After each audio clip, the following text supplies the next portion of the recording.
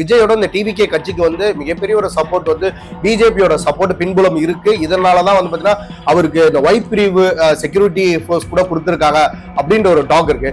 எங்களுக்கு ஆதரவே இல்லைன்னா கூட அவர் உயிரை பாதுகாக்க வேண்டிய பொறுப்பு இந்திய அரசையும் பாரத பிரதமரும். அதுதான் அமித்ஷா அவர்களும் பாரத பிரதமர் அவர்களும் அவருக்கு தேவையான அந்த ஒய் ஸ்கேல் கொடுத்துருக்காங்க. நாளைக்கு இணைய வேண்டிய காலத்தின் கட்டாயம் சூழல் இருந்தால் இணைவாங்க. டிவிகேவும் பிஜேபி இணையம்ன்றீங்க.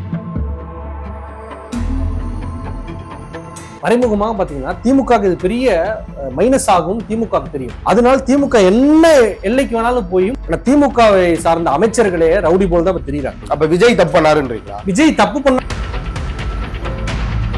அவர் அதுக்காக தமிழ்நாட்டில் அழிக்க முடியுமா யார? பிஜேபி. விஜய் மீறி நீங்க வந்து ஒரு பெர்சன்டேஜ் வாங்க முடியும் நம்பிக்கை இருக்கா? கண்டிப்பா சார். சார் விஜய் அவர்கள் இன்று களத்தில் வந்தவர் சார். பாரதிய ஜனதா கட்சி மட்டும்தான் உடைக்கும் அப்படின்னு நம்ம சொல்லணும். விஜய் அவர்கள் உடைப்பார், அண்ணன் செந்தமிழன் சீமான் உடைப்பார். ஆம் ஆத்மி பிரம்மாண்டமாக ஊழலை ஒழிப்போம் வந்தாரு. முடிஞ்சிச்சா? அவரே ஊழல் செஞ்சு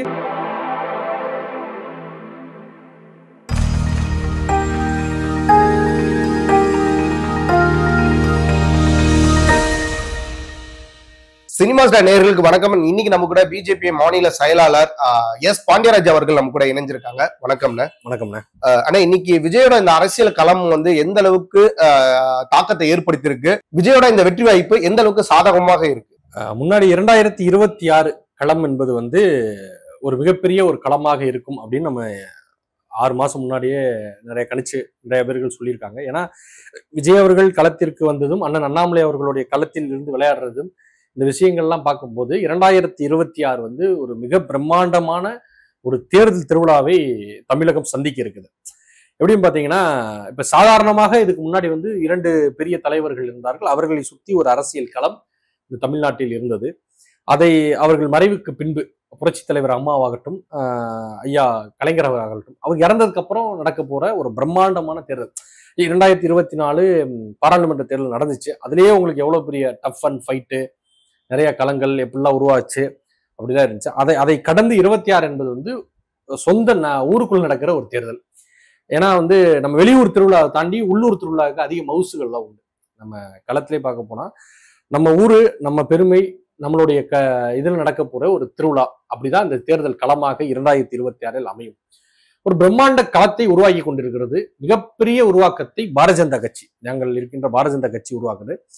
அண்ணன் விஜய் அவர்கள் வந்து வருகை என்பது வந்து எதிர்பார்த்து, இப்ப வந்து நடிகர் அவர்கள் வருகின்ற பொழுது அந்த நடிகர் வந்து வெற்றி பெற்று திரையுலகில் சாதித்து ஒரு நடிகர், உச்சபட்ச நடிகராக இருப்பவர், அவர் அரசியல் களத்திற்கு வந்திருக்கிறார். 26 மக்கள் அவருக்கு என்ன தீர்ப்பு தருவார்னு 26 மக்கள் வாக்கு செலுத்திய முன்பு அந்த வாக்குப்பெட்டி எண்ணும் போதுதான் தெரியும். இரண்டாவது, அவர் எந்த வகையான கூட்டணியை வைக்கின்றார், யாருடன் பயணிக்கின்றார். கொள்கை நிறைய சொல்லியிருக்காங்க. இந்த கொள்கையில அண்ணன் அவர்களுக்கு நிறைய முரண்பாடுகள் இதெல்லாம் இருக்குது. இருந்தாலும் அதை தாண்டி அவர் வைக்க போற கூட்டணி, அவர் வைக்க போற அந்த கொள்கையின் கோட்பாடுகள் எப்படி இருக்கும் அப்படின்னு பாத்தீங்கன்னா ஒரு பெரிய களமாக அமையும். இது மிகப்பெரிய இழப்பாக திராவிட முன்னேற்ற கழகத்திற்கு தான் அமையும் தவிர இது வந்து மற்ற கட்சிகளுக்கோ எதுக்கோ வந்து பாதகம் ஏற்படாது. அவர் விஜய் அண்ணன் அவர்களுடைய வாங்குகிற வாக்கு பாரதிய ஜனதா கட்சிக்கு மிகப்பெரிய சாதகமாக இருக்கும். இது மிகப்பெரிய பாதகம் யாருக்குன்னு பாத்தீங்கன்னா திராவிட முன்னேற்ற கழகத்திற்கும் அந்த கட்சியில் இருக்கும் நண்பர்களுக்குத்தான் அமையும். இது உண்மை. இது களத்தில் இருப்ப எல்லாருக்குமே தெரியும். அதை நோக்கிதான் 2026 களம் அமைஞ்சு கொண்டு போயிட்டு இருக்கு.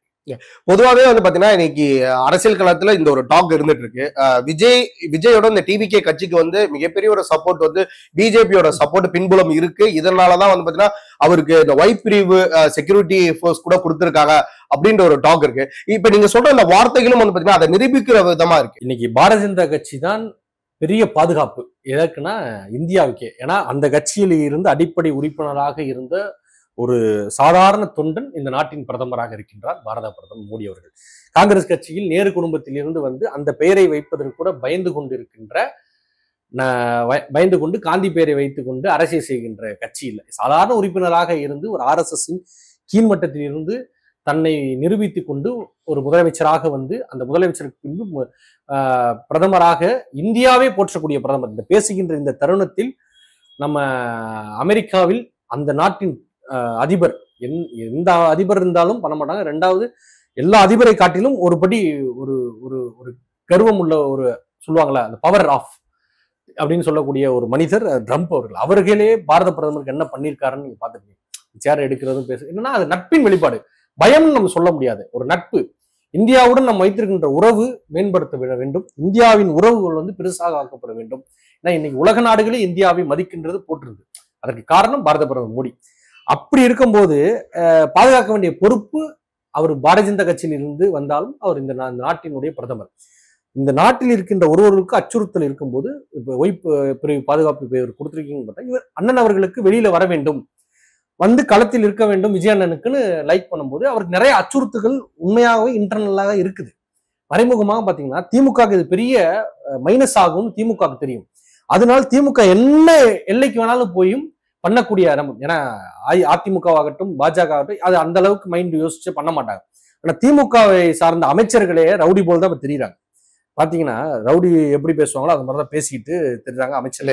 இந்த ரீசெண்டா நம்ம சுப்பிரமணியம் அவர் பேசுனதை வந்து இல்ல நீங்க மாசு மட்டும் வச்சுக்காங்க. அண்ணன் வந்து அந்த சார் மாசு சார் மட்டும் இல்ல, அண்ணன் சேகர் பாபு ஆகட்டும் எல்லாருமே பாத்தீங்கன்னா பேசும் தருவாயும் தோணியும் அந்த இந்த கட்சியில இருக்கின்ற அந்த பாரதி இருக்காங்கல்ல RS பாரதி அவர் பேசுறது பார்த்தா மிரட்டல் தோணி ரவுடிசம் எல்லாமே வந்து ஒட்டுமொத்தமாக பிம்பத்தை கிரியேட் பண்ணி உருவாக்கப்பட்ட ஒரு இயக்கம் தான் திராவிட முன்னேற்ற கழகம்.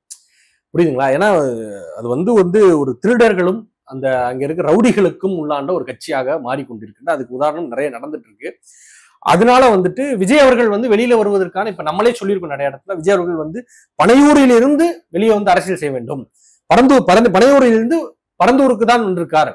பனையூரில் இருந்து தமிழகம் ஃபுல்லா வந்தாதான் அரசியல் பண்ண முடியும் நம்ம சொல்றோம். அதற்கான காரணங்கள் என்னன்னு பாத்தீங்கன்னா அவருக்கு நிறைய அச்சுறுத்தல்கள் உண்மையாகவே இன்டர்னலா இருக்குது. அதை கண்டுபிடிப்ப இந்தியாவின் எதிர்கட்சி தலைவராக இருக்கிறாங்க. அந்த கட்சியில இருக்கக்கூடிய சோனியா காந்தி அவர்களுக்கு நாங்க இசட்பிரி பாதுகாப்பு நம்ம கொடுத்துருக்கோம். எதுக்கு கொடுத்துருக்கோம்? எங்களுக்கு பிடிச்சனால கொடுத்துருக்கோம். அப்ப காங்கிரஸ் நாங்கள் கூட்டணியா? இங்க இருக்கின்ற எத்தனை தலைவர்களுக்கு நம்ம இப்ப காங்கிரஸ் பாரதிய ஜனதா கட்சியை எதிர்க்கின்ற தலைவர்களுக்கும் நம்ம பாதுகாப்பு அரசியல் களம் வேறு. அவருடைய அச்சுறுத்தல் பாதுகாப்பை காக்க வேண்டிய பொறுப்பு இந்திய அரசுடைய பொறுப்பு. இதுக்கு ஒரு கமிட்டி இருக்கு. நல்லா புரிஞ்சுக்கணும்னா இந்த பாதுகாப்பு கொடுப்பதற்கான ஸ்கேல் இந்த எக்ஸ் ஒய் Z பிரிவு இதை கொடுப்பதற்கான ஒரு கமிட்டி இருக்கு. இந்த கமிட்டி என்ன பண்ணுதுன்னா பிக்ஸ் பண்றாங்க. இப்ப விஜய் அவர்கள் அரசியல் களத்திற்கு வருகிறார். வந்த பிறகு அவர் நிறைய இடத்துக்கு செல்லும் போது கூட்டங்கள் வருது. அந்த கூட்டத்தில் கலவரங்கள் வருவதற்கான வாய்ப்புகள் இருக்கு. அவருக்கு பாதுகாப்பு, அவருக்கு நிறைய செக்யூரிட்டி, பிரைவேட் செக்யூரிட்டி இருந்தாலும் இன்டர்னல் செக்யூரிட்டிஸ் இப்போ அவருக்கு ஒரு பாதுகாப்பு அச்சுறுத்தல் இருக்குன்னா அது யாருக்கு தெரியும்னா ஐபிக்கு தெரியலாம், இல்ல இங்க இருக்கிற இன்வெஸ்டிகேஷன் ரிப்போர்ட்டுக்கு தான் தெரியும் அவருக்கு என்ன பாதுகாப்பு இருக்கு, பிரச்சனைகள் உருவாக்கும். அதுக்கேற்ற மாதிரி புரோட்டோகால் கொடுத்து அவர் பாதுகாக்க வேண்டிய பொறுப்பு இந்திய அரசாங்கம். விஜய் அவர்கள் எங்களை நேரடியாக எங்கேயுமே ஆதரிச்சு பேசினது.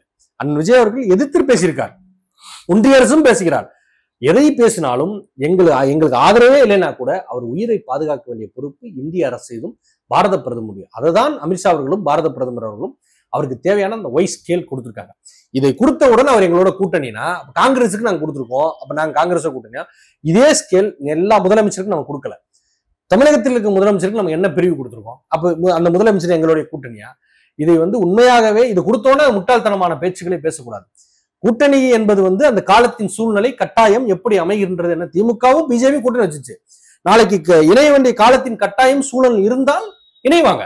டிவிகேவும் பிஜேபி இணையும் வாய்ப்புகள் இருந்தால், விருப்பப்பட்டால். திமுகவும் பிஜேபியும் இணைய வாய்ப்பு இல்லைன்னு சொன்னாங்க. பெரியார் கொள்கை இல்லாத பெரியாரை பேசுகின்ற இந்த கொள்கையை உருவாக்கி பேசினாங்க. இங்க வேற சித்தாந்தம், அங்கே வேற சித்தாந்தம். இவர்கள் என்றும் இணைறாங்க. காலம் பதில் சொல்லும் எங்கள் தலைவர்கள். ஏன்னா இன்னைக்கு நடக்கின்ற எல்லா தேர்தலிலும் நேற்று நடைமுறைந்த சத்தீஸ்கருடைய மாநகராட்சி தேர்தலில் பாரதிய ஜனதா வெற்றி பெற்றிருக்கு. அதுக்கு காரணம் என்னன்னா எங்கெல்லாம் பாரதிய ஜனதா கட்சிகள் செல்கின்றதோ அங்க வெற்றி பெறுது. ஏன்னா மக்களுக்கு நாங்கள் செய்கின்றோம், அதை மக்கள் தெரிந்து கொள்கின்றார்கள்.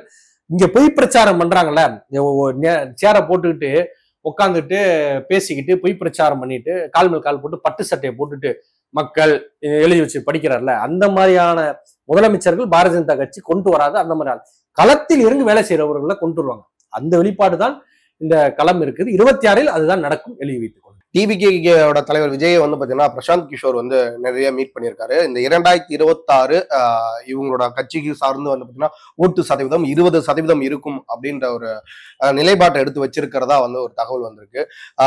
இப்ப வந்து 5 முனை போட்டிகள் வந்து பாத்தீங்கன்னா 2026 தேர்தல் களம் காண இருக்கிறது. அப்படி இருக்கும்போது விஜய் அவர்களுக்கு இந்த சதவீதம் எந்த அளவுக்கு ஒரு வெற்றி வாய்ப்புகள் கொடுக்கும்? ஒருவேளை பிரசாந்த் கிஷோர் சொன்ன அந்த சதவீதம் வந்து அக்யூரேட்டாக வரதுக்கான வாய்ப்புகள் இருக்கா? சி ஓட்டர்ஸ் வந்து ஒரு கருத்து கணிப்பு வெளியிட்டாங்க. இப்போ 3 நாளைக்கு முன்னாடி சி ஓட்டர்ஸ் கருத்து கணிப்பு 57% திமுக திராவிட முன்னேற்ற கழகம். அதை யாரையும் ஏத்துப்பீங்களா? என்ன கருத்து கணிப்பு என்பது வந்து இன்னைக்கு எக்ஸிட் போல் வந்து ஃபெயிலியர் ஆயிருக்கு. நிறைய இடத்தில் நாங்கள் தேர்தலை சந்தித்த மத்திய பிரதேசில் கூட, மகாராஷ்டிராவில் கூட எக்ஸிட் போலோடைய ரிசல்ட் பாரதிய ஜனதா கட்சி தோற்கும், இல்லை என்றால் கூட்டணிகள் அமைப்பதற்கான வியூகங்கள் தான் இருக்கும், தனிப்பெரும்பான்மை வராதுன்னு கருத்து கணிப்பு சொன்னார்கள். நிறைய இடத்தில் ஜெயிச்சிருக்கு, நான் எல்லாத்தையுமே சொல்ல, நிறைய இடத்துல வெற்றி பெற்று இருக்கு. சமீபமா நடக்கின்ற கருத்து கணிப்புகள்லாம் தோற்கின்றது. ஏன்னா இதே சி ஓட்டர்ஸோடைய ஓட்டு வந்து நிறைய வந்து மிஸ் ஆயிருக்கு. சி ஓட்டர்ஸ் வந்து இதே வந்து மகாராஷ்டிராவில் வந்து காங்கிரஸ்க்கு வந்து கூட்டணி அமைப்பு தான் அமைப்போம் அப்படின்லாம் சொல்லியிருக்காங்க. ஆனா அதையெல்லாம் நம்ம பார்க்கும் போது கருத்து கணிப்பு என்பதும் எக்ஸிட் போல் என்பதும் வந்து அந்த சூழலும் காலனும் இன்னும் 360 நாட்களுக்கு பின்னால் நடக்க போற தேர்தலை இன்னைக்கு கணிச்சு சொன்னா அதை நம்ம ஏற்றுக்கொண்டு பயணிக்க முடியாது. இப்ப நாங்க பாத்தீங்கன்னா அப்படி பாத்தீங்கன்னா நாங்க 12%-லிருந்து 22% நாங்கள் உயர்ந்திருக்கின்றோம் அப்படின்னு நம்ம வந்து சொல்றோம். இப்ப 22% நம்ம உயர்ந்திருக்கிறோம் அப்படின்னு பாத்தீங்கன்னா இப்ப அதை தாண்டி அதுக்கு கீழே வந்து ஏடிஎம்கே இருக்காங்க, நாங்க அதுக்கு மேல இருக்கிறோம். திராவிட முன்னேற்ற கழகம் வந்து அதுக்கு ரொம்ப முன்னாடி இருக்காங்க 57%. உண்மையாகவே 2026 யார்கள் கூட்டணி எங்கே செல்கிறதோ, இப்ப 10 கூட்டணி வச்சிருக்கீங்க, இந்த 10 கூட்டணியும் திராவிட முன்னேற்ற கழகத்தினால் கண்டினியூ பண்ண முடியுமான்னு கேட்டா முடியாது, கேள்விக்குறி. நிச்சயமாக இந்த கூட்டணிகள் உடையும். இந்த 57% என்பது இல்லை, நீங்க எழுதி வச்சுக்கோங்க. 10-15% சரிவுகள் 10-15% வந்துருவாங்க. நீங்க 57 இருக்காருன்னு இவங்க சொல்றாங்க, அதெல்லாம் நாங்க ஏற்றுக்கொள்ளல, அது கண்டிப்பாக முடியாது. 57 இனி வரும் காலங்கள் இன்னையிலிருந்து அவங்க பண்றது. ஏன்னா ஒரு அரசு நல்லதை செய்தாவே அது ரொம்ப கஷ்டம். அடுத்த முறை ஆட்சி என்பது அது வந்து பிஜேபி கிடைச்ச வரம். ஒரு இடத்தில் பிஜேபி ஆட்சி அமைத்தால் கிட்டத்தட்ட 19-20 ஆண்டுகள் தொடர்ந்து ஆட்சி அமைக்கும். அதுக்கு என்னன்னா மக்களை பாதுகாக்கின்றோம். சொந்த மாநிலத்தில் பிரச்சனையை உணர்ந்த பிறகு அந்த வரலாற்றிலே அந்த மாநிலத்தை கிளைச்சது ஒரே கட்சி பாரதிய ஜனதா கட்சி. மணிப்பூர்ல இப்ப கிளைச்சிருக்காங்க பாத்தீங்கன்னா. இதுக்கு எமர்ஜென்சியை கொண்டு வந்து அவ்வளவு கொடுமை செய்த போது கூட ஆட்சியை வந்து காங்கிரஸ் கலைக்கல. காங்கிரஸ்க்கு பிடிக்காதவங்க ஆட்சியை தான் கலைச்சிருக்காங்க தவிர சொந்த கட்சி ஆள்கின்ற ஆட்சியை கலைச்சதில்லை. ஆனால் காங்கிரஸ் பாரதிய ஜனதா கட்சி ஆள்கின்ற அந்த கட்சி அந்த அரசையே கலைச்சிருக்காங்கன்னா அது காரணம் மக்கள் எதிர்ப்புகள். மக்கள் தவறு நடந்துச்சுன்னு தெரிஞ்சா உடனே கலைக்கிறோம். அது நாங்களாக இருந்தாலும் சரி, யாராக இருந்தாலும் சரி. ஆமா, இப்ப இவ்வளவு பிரச்சனை நடக்குது, எல்லாருமே சொல்றாங்க, ஊடகவியல் ஆகட்டும், பெரிய பெரிய தலைவர்கள் ஆகட்டும், எதிர்கட்சி தலைவராகட்டும், ஆட்சியை கிளைங்கன்றாங்க. இந்த இடத்தில் காங்கிரஸ் இருந்தால் நிச்சயமாக ஆட்சி கலைச்சிருக்காங்க. காங்கிரஸ் பிடிக்கலாம் கலைச்சிருக்கும். ஆனா பாரதிய ஜனதா கட்சி ஒருபோதும் இந்த ஆட்சி கலைப்பு என்கின்ற வேலையை வச்சுக்க மாட்டாங்க. அவர்கள் பார்ப்பாங்க மக்களுக்கு என்னென்ன இது எல்லை மீறி போகுதா, அதுக்கு என்ன பண்ண முடியுமோன்னு பார்ப்பாங்க தவிர ஆட்சியை கலைச்சு உடனே கட்சியை வந்து உடைச்சு இதெல்லாம் பண்ணக்கூடிய வேலை. நீங்க கட்சியை உடைக்கிறாங்க என்பது சொல்ற ஒரு குற்றச்சாட்டு நீங்க கூட கேட்க வரலாம், ஏன் கட்சியை நீங்க உடைக்கல? அந்த குற்றச்சாட்டு என்பது வந்து கட்சியெல்லாம் யாரும் உடைக்கல. இப்போ வந்து மகாராஷ்டிராவில் வந்து ஏக்நாத் சிண்டே அவர்களுக்கு பிடிக்கல, இவர் செய்கின்ற உத்தவ் தாக்கரே அவர்கள் செய்கின்ற வேலை அவருக்கு பிடிக்கல, அவருக்கு உடைச்சு வந்தோன்னா அவரு காங்கிரஸ் பிஜேபி வந்து தான் கட்சியில சேர்த்துக்கல. நீங்க உங்க கட்சி இருக்கீங்களா, உங்களோட நான் கூட்டணி வச்சுக்கின்றோம், உங்களுடைய வியூகம் எங்களுக்கு பிடித்திருக்குன்னு உங்களோட வச்சுக்கிட்டோம். ஏன் இன்னைக்கு கூட தான் ஏக்நாத் சிண்டே வந்து நிறைய குறைச்சல் கொடுக்குறாங்க, பிரச்சனை பண்றாங்க. அதுக்காக ஒண்ணு நாங்க மிரட்டலையே. எங்களோட நாங்க மிரட்டி அந்த கட்சியை நாங்க உடைச்சு ஒன்னா வச்சிருந்தோம்னா இன்னைக்கு ஏன் அவர் எங்களை கேள்வி கேட்க போறாரு? அவரு பிடிச்சிருக்கு, இங்க வந்து சரத்பவார் பிடிச்சிருக்கு, அதனால நாங்கள் ஆட்சி அமைச்சிருக்கிறோம், நாங்கெல்லாம் சேர்ந்து கூட்டணி நிற்கிறோம், அதிபெரும்பான்மையில பிஜேபி ஜெயிக்குது, நாங்க சிஎம் கொண்டு வர்றோம், ஜெயிக்கிறோம். இதுதான் நிலைப்பாடு தவிர யாரையும் உடைச்சு யாரோடையும் சேர்க்கல. உங்களுக்குள்ள பிரச்சனை, அதிமுக கட்சிக்குள் பிரச்சனை, அதனால கட்சி உடையுது. இல்ல நீங்க யாரையுமே மிரட்டலன்ற ஒரு விஷயத்த பதிவு பண்றீங்க, ஆனா உங்க மிரட்டுறதுக்கான ஒரு அந்த தோனியே வேற மாதிரி ஒரு விஷயத்த ஃபாலோ பண்றீங்கன்னு நினைக்கிறேன். எனக்கு தெரிஞ்சு நிறைய இங்க தமிழக அரசியல் தலைவர்களையும் சரி, இல்ல இன்னைக்கு விஜய் அரசியலுக்கு வரதுக்கு முன்னாடியே வந்து சரி, இவங்களுக்கு ஒரு மிரட்டல் தோணியாக நீங்க அனுப்பிய ஒரு ஏவுகணை தான் வந்து பாத்தீங்கன்னா எனக்கு தெரிஞ்சு இன்கம் டாக்ஸ். சோ ரைடு இதெல்லாம் நீங்க உங்களோட பேக்கப்பாவே நீங்க அதை ஃபாலோ பண்றீங்க. ஆனா மிரட்டுறது இல்லைன்ற ஒரு விஷயத்தை எப்படி பதிவு பண்றீங்க? இப்ப இவங்க யாருமே தப்பு பண்ணல. திராவிட முன்னேற்றங்களை சேர்ந்த முதலமைச்சர் கீழே இருக்கின்ற யாருமே தப்பு பண்ணல. அப்ப விஜய் தப்பு பண்ணாருன்றீங்களா? விஜய் தப்பு பண்ணாங்கல்ல. நீங்க இங்க இருந்து உங்களுக்கு ரைடு அனுப்புறாங்க, ரைடு செக் பண்ணி. இப்ப விஜய் அதுக்காக வந்து விஜய் வந்து கட்சி ஆரம்பிக்காம தான் இருக்கணும். ஏன் கட்சி ஆரம்பிச்சாரு? அப்படி ஆரம்பிச்சிருந்தா நான் பிஜேபியின் ஆதரவு தானே சொல்லியிருக்கணும். ஏன் சொல்லல சார்? அதுக்காக இவங்க கட்சி ஆரம்பிக்கல. அவர் வர வேண்டிய கட்டாயம் வந்துட்டாரு. மக்கள் சொல்றாங்க, வர்றாங்க. இது வந்து பிஜேபி எதிர்க்கிறதுக்காக இல்ல. விஜய் அவர்கள் தமிழ்நாட்டில் இருப்பவர்கள். இந்தியா முழுக்க பாரதிய ஜனதா கட்சி இருக்கு. பாரதிய ஜனதா கட்சி அழிக்கணும் விஜய் அவர்கள் ஆரம்பிக்கல. அப்படி ஆரம்பிச்சுதான் அந்த கனவு என்பது பலிக்காது. அது வந்து அண்ணன் விஜய் அவர்களுக்கு நன்றாக தெரியும், அந்த டிவிகே கட்சியில் இருப்பவர்களுக்கு தெரியும். அவர் அதுக்காக அரசு தமிழ்நாட்டில் அழிக்க முடியுமா? யார? பிஜேபிய கண்டிப்பா முடியாது. நீங்க நாங்க 12% சார் 5% வாக்குகள் இருந்து இன்னைக்கு 18% வாக்குகள் கூட்டணியோட சேர்த்து 18% வந்திருக்கும்னா, அழிச்சு முடிஞ்சிருந்தால் இவ்வளவு பெரிய கூட்டம் வந்திருக்குமா? எல்லாரும் சின்ன கூட்டணி சார். அண்ணன் டிடிவி தினகரன் அங்கிருந்து உடையப்பட்ட ஒரு பார்ட்டை வச்சிருக்காரு. அண்ணன் டிடிவி தினகரன் ஆகட்டும், தமிழ் மாநில காங்கிரஸ் உடைய தலைவர் ஐயா ஜி.கே. வாசன் ஆகட்டும், இந்த மாதிரியான கூட்டணிகளை வைத்து 18% வாக்குகளை இவ்வளவு பிரம்மாண்டமாக இவ்வளவு டஃப் ஃபைட்டை நம்ம கொடுத்துருக்கோம். அதுக்கு காரணம் என்ன? மக்கள் நம்புகிறார்கள். இன்னைக்கு விஜய் அவர்கள் வந்திருக்காருன்னு அப்படின்னா, விஜய் அவர்களை கண்டு யார் பயப்படுறாங்க? யார் அதிகமா பேசுறாங்க? விஜய் யாரு எதிர்க்கிறாங்க? மாநாடு யாரு தடுக்கல? ஆளும் கட்சியே விஜய் கண்டு பயப்படுதுன்னா நீங்க எப்படி தைரியமா நீங்க அதை சொல்றீங்க? அதுதான், அது ஒரே விஷயம் என்னன்னா, அவங்க ஆள்கின்ற கட்சி, அவங்களுக்கு பயம் இருக்கு. நாளைக்கு அவங்க ஆள முடியாம போறதுக்கான ஒரு பார்ட் விஜயாவும் இருப்பார் சார். 4-5 பேருனால அவர் தோப்பாரு சார். அதுல விஜய் ரொம்ப பிளே பண்ணுவாரு. டிஎம்கேல இருந்து யார் யாரு சார் இதுக்கு டிவிகேக்கு வரதுக்கான வாய்ப்பு தெரியல. நிறைய பேர்கள் பேசிட்டு இருக்காங்கன்னு சொல்றாங்க. டிவிகேக்கு போறாங்க அப்படின்னு. யார் யார் போறாங்கன்னு தெரியல.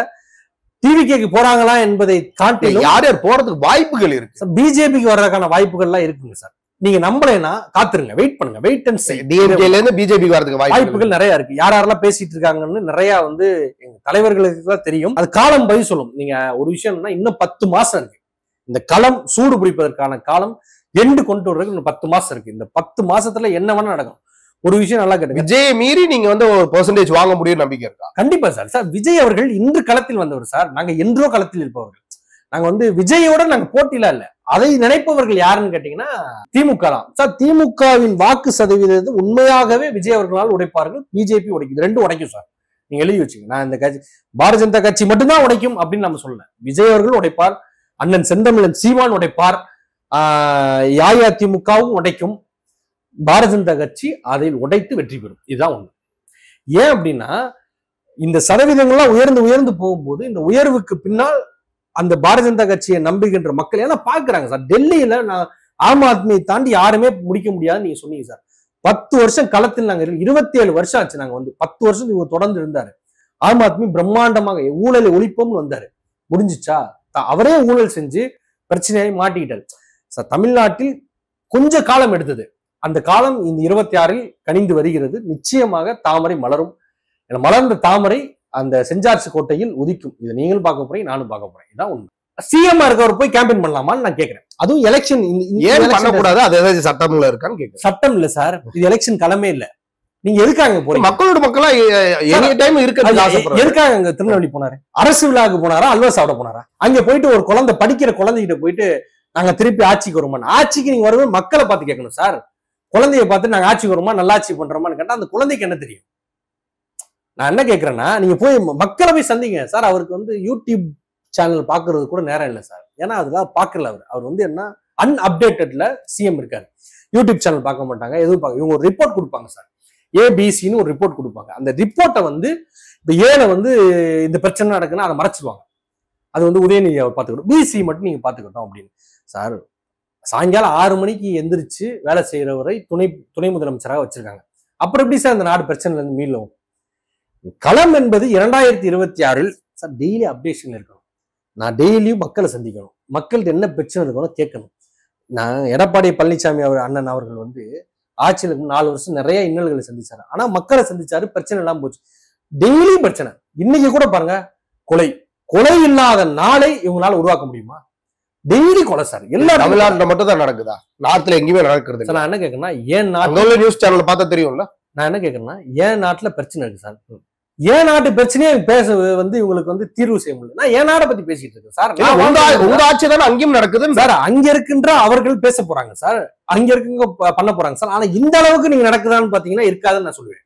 இந்த அளவுக்கு எனக்கு தெரிஞ்சு தமிழ்நாடு அளவுக்கு வந்து பாத்தீங்கன்னா நார்த் சைட்ல சேஃபரா எல்லாம் இல்ல.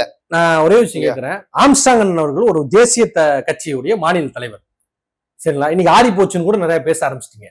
அந்த தலைவரை ஆர்ட்ஸ் ஆஃப் சிட்டி சென்னைக்குள் தமிழகத்தில் மாநகரில் வைத்து கொள்ள முடியும்னால் அது எப்படி ஒரு சாத்தியமாக நீங்க ஏற்றுக்கொள்வீங்க? அவருக்கு வாங்கின கண்ணை ஏன் திருப்பி கொடுங்க இன்னைக்கு வரைக்கும் ஏன் கமிஷனர் அருண் அவர்கள் பதில் சொல்லல? அதை விட்டுட்டு அருண் அவர்கள் வந்து தேவையில்லா நாங்க வந்து ரவுடிக்கு மொழியிலே நாங்க சொல்லுவேன் சொன்ன 24 மணி நேரத்தை அவர் மிரட்டினானா இல்லையா சார்? நீங்க அப்புறம் வந்து இதே அருண் வந்து நான் பேசுற தப்புன்னு மன்னிப்பு கேட்கிறாரா இல்லையா? இப்படியெல்லாம் காவல்துறையை நீங்கள் பயன்படுத்துகிறீர்கள். ரொம்ப கஷ்டம் சார். காவல்துறையோட நண்பர்கள் நிறைய பேர் எனக்கு இருக்காங்க, அவங்களோட வழிகள்லாம் நம்மளுக்கு தெரியும். ஆனா இப்படியெல்லாம் நீங்க பண்ணி காவல்துறையை வச்சு அடக்குமுறையை உருவாக்கி ஒரு அரசியலை வந்து புளிஞ்சு நீங்க பண்ணணும் சார். இன்னைக்கு திராவிட முன்னேற்ற கழகத்தை பத்தி நான் இங்க பேசிட்டேன் அப்படின்னா, தப்பா பேசிட்டோம் அப்படின்னா அடுத்த 1 மணி நேரத்துல ரிப்போர்ட்டோ அவங்க கண்ணுக்கு பண்ண ரிப்போர்ட்டை போட்டு கொடுத்து 24 மணி நேரத்துல கைது செய்யும். அப்படி செய்கின்ற நீங்கள் ஞானசேகரன் அவர்களை கைது செய்வதற்கு ஏன் இத்தனை காலம் தாளம் ஆச்சு? அதோட இவர் ஞானசேகரன் அந்த ஞானசேகரன் இல்ல, இவர் இந்த ஞானசேகரன் இவர் திமுகவிலே இல்ல. அதுக்கப்புறம் நம்ம வீடியோ போட்டோஸ் எல்லாம் எடுத்து போடுறோம். இந்த ஞானசேகரன் தான் இந்த ஞானசேகரன் சொன்னோம்னா அவர் வந்து அனுதாபி நிர்வாகி இல்ல. நிர்வாகினா என்ன, அனுதாபினா என்ன? திமுகவில வந்து போய் பக்கத்துல உட்கார்ந்து அமைச்சர் அவர்கள் சாப்பிடுறாரு, அமைச்சர் அவர்கள் எல்லாம் பண்றாரு. அப்போ வந்து அவர் நிர்வாகியா அனுதாபியானோ அது ஒரு விவாதம் நடத்துறாரு. RS பாரதி அவர்கள் என்ன பேசுன்னு தெரியாம பேசிட்டு இருக்காரு. இவரெல்லாம் இந்த கட்சிக்கு வந்துட்டு ஒரு பெரிய மூத்த தலைவர்கள். அந்த வயதுக்கு மரியாதை கொடுக்கிறோம் சார். பாரதிய ஜனதா கட்சியின் தோழர்கள் நண்பர்கள் எல்லாருமே ஒரு மதிப்பு கொடுப்போம். அந்த மீறினால் எங்களுக்கும் பேச தெரியும், எங்களுக்கு எல்லாமே பண்ண தெரியும். உங்களுக்கு மட்டும் தான் எல்லாம் தெரியும்னு நினைக்காதீங்க. எல்லாமே எங்களுக்கும் பண்ண தெரியும். நான் எல்லாருடைய களமும் என்னன்னா 26 திமுக என்கின்ற ஒரு தீய சக்தி உள்ள ஒரு கட்சியை அழிக்கப்பட வேண்டும் என்பதற்காகத்தான் எல்லாருமே பயணிக்கிறாங்க. அதுல எல்லாம் ஒற்றுமையா இருக்காங்க சார். MP ராமநாதபுரம் எம்பிக்கு மதுரைக்கு என்ன சார் சம்பந்தம்? அங்கேயே சார் வந்து இவர் உட்கார்ந்து போராட்டம் பண்ணாரு. அதையே கேட்க மாட்டீங்க, எச்சராஜா போனதை கேட்கறீங்க. இந்த மாதிரியான தற்கூரித்தனத்தையும் கேவலமான அரசியலையும் சென்று கொண்டிருக்கின்ற ஸ்டாலின் அவர்கள் பேசுவதற்கு எந்த அதை கேட்க துப்பு இல்ல. ஆனா நாங்க அதை எதிர்த்து நாங்கள் போராட சென்றால் எங்களை கைது பண்ணுவீங்க. இதற்கு பதில் சொல்ல முடியல இந்த தற்கொலை முதலமைச்சர் அவர்கள் மத்ததை பத்தி பேசுறாங்க. தற்கொலை சொன்னா பேசுறீங்க, எங்களை வந்து என்ன பண்ண முடியும், நாங்க யாரு, ரவுடியா, இந்த பொறுக்கித்தனமா பண்ணிட்டு இருக்க நான் யாரு? அதனால வந்து விஜய் அவர்களுக்கு வாக்குகள் பின்தங்குமோ இல்ல ரஜினி அவர்களுக்கு வந்து கெட்ட பேர் உருவாக்கணும்னா அதெல்லாம் இல்லை. அண்ணன் செந்தமிழன் சீமானுக்கு சம்பந்தமே இல்லை. அண்ணன் அவர்கள் போய் ஐயா ரஜினிகாந்த் அவர்களை சந்திச்சு பேசிட்டு வந்திருக்காரு. ரஜினி அவர்களுடைய பெரும் பங்கு 2026 இருக்கு நான் நம்புறேன். யாரு நிச்சயமாக இருக்கு. கேப்டன் அவர்களுக்கு அலைகடல 2026 கூட்டம் கூடிச்சு. அங்க கூடிய கூட்டம் எல்லாம் வாக்காக மாறினால் நிச்சயமாக முதலமைச்சர் 22 லட்சம் பேர் குடித்தாங்க. இது திமுக அவர்களுடைய உளவுத்துறை ரிப்போர்ட். அந்த ஒரு மாற்றம் வந்து விஜய் அவர்களுக்கு நடக்காது, கண்டிப்பா நடக்காது. புரட்சி தலைவர்